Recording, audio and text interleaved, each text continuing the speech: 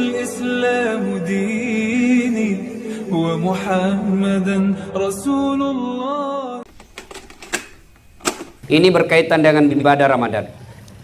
Jika ada di antara kita ini puasanya lengkap 30, tiap malam tarawih, akhir malam tahajud, tiap hari tadarus, akhir dia puasa iktikaf 10 malam terakhir, tapi sama tetangga di sebelah musuh, sebelah kiri bombeknya, di depannya si salah-salai, mondribolana newe si Bali, semua dia musuh-musuh sama tetangganya, maka orang seperti ini sia-sia amalnya kepada Allah. Bermusuhan, tetangga, depan, belakang. Apa biasa orang bermusuhan bertetangga? Apa sebabnya? Satu, musik. Tetangga punya tape baru, suka lagu dangdut. Tetangganya sakit gigi, lalu dia putar lagu dangdut yang tidak disuka tetangganya. Barangkali kita boleh berkata, radio-radioku, listrik-listrikku, saya bayar listrik, rumah-rumahku, saya mau kencang mau kecil urusan saya. Nah bilang tetangga tak, rumah-rumahku, pintu-pintuku, telinga-telingaku, kenapa musikmu masuk di telingaku? Coba, maka Bapak hargai tetangga, silahkan mutar musik, tapi jangan mengganggu tetangga. Bisa jadi tetangga lagi sakit atau bertengkar, kita putar musik, itu membuat orang bisa bertengkar. Apalagi yang membuat kita bertengkar, bertetangga, apa? Pagar. Pagar yang satu masyarakat biasa, yang satu masyarakat licik. Bikin pagar kalasi, curang. Pertama patoknya di dalam. Pagarnya di dalam, di luar patoknya, pagarnya di dalam. 3 bulan kemudian dia perbaiki pagarnya, kayunya di luar.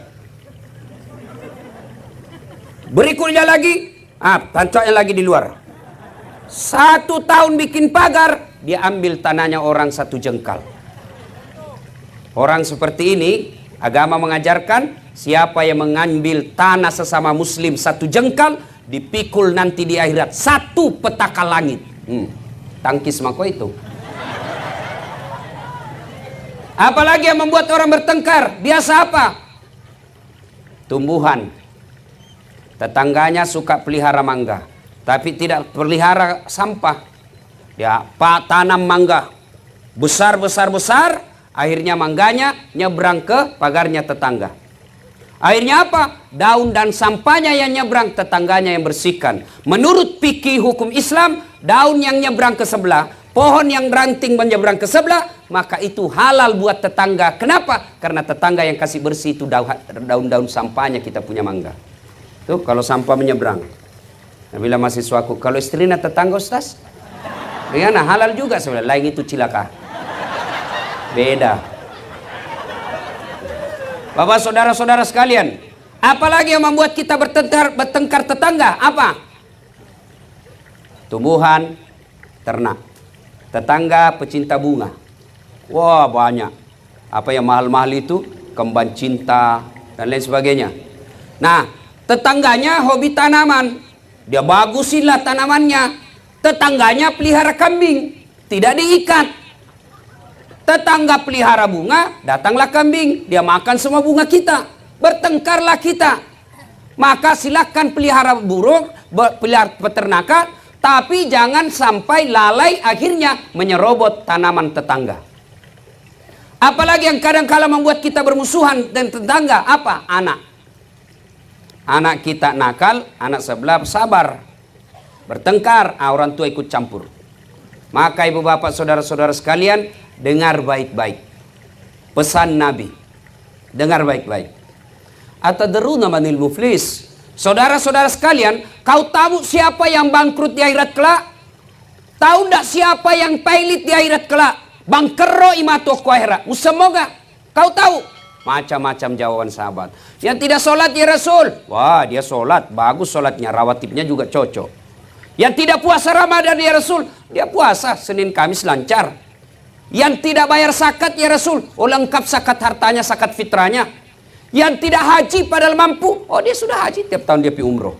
Kalau begitu Siapa yang bangkrut ya Rasul? Nabi menjelaskan, jarusu wa khati'ur rahim, tetangga yang sahat sama tetangganya dan yang memutuskan persaudaraan.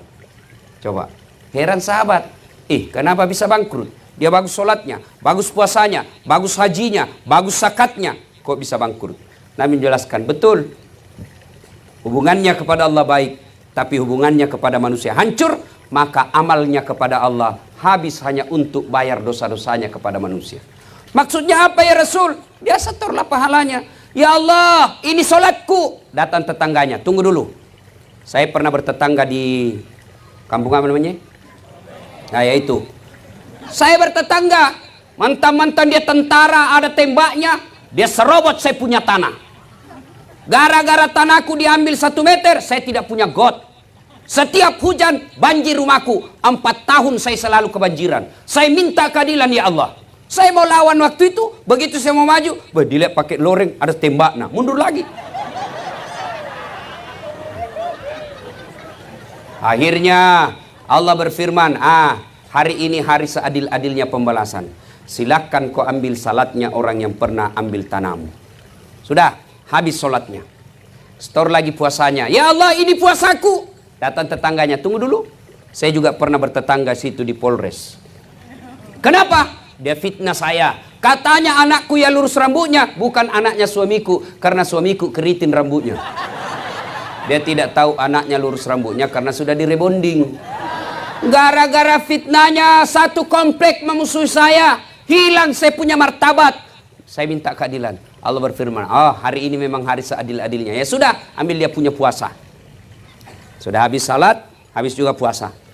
Dia setor lagi hajinya. Ya Allah, ini hajiku. Tunggu dulu, saya juga pernah sekantor di Polres. Dia tuduh saya, katanya mobilku hasil korupsi. Gara-gara fitnahnya 7 tahun saya tidak pernah naik pangkat. Saya malah dipindah ke pulauan.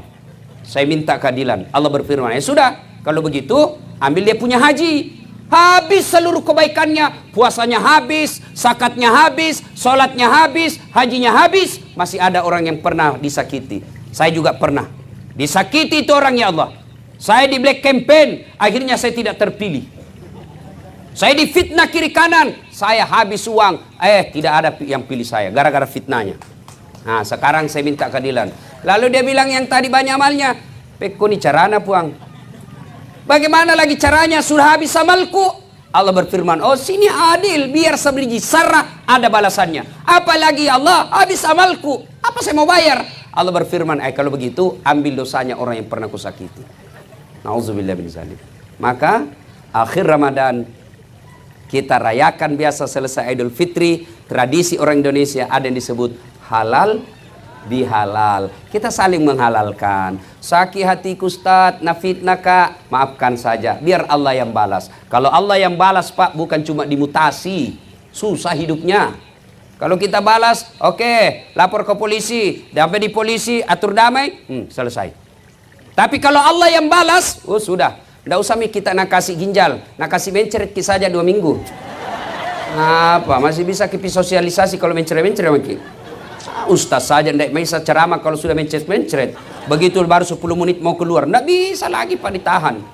Coba, putus persaudaraan, hancur amal ibadah. Maka Ramadan hadir, mempersaudarakan kita.